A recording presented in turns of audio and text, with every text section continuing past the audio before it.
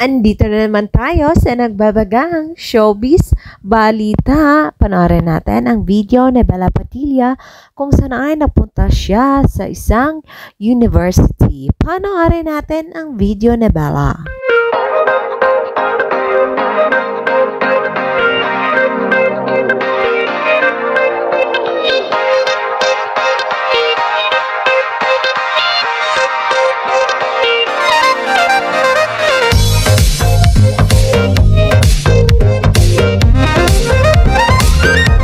Nag-upload si Bella Padilla sa kanyang IG story kung saan ibinahagi niya sa kanyang mga fans ang mga naganap sa kanyang buhay. Isa na dito ang pagkaroon ng black screening nila ng kanilang movie na Warretula para kay Stella.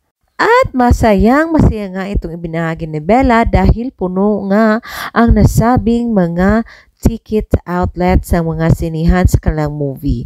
At kasama naman niya ang kanyang kapwa-artista na sila JC Santos at si Kyrie Chari at marami nga mga fans ang nagpunta sa kanilang black screening at lalo na't inaabangan nga si Bella Padilla sa nasabing university sa Jose Rizal kung saan ay naging guest doon si Bella. Panoorin natin ang kabuuan ng nasabing video na Bella Padilla at huwag kalimutang maglagay ng iyong komento sa video na ito.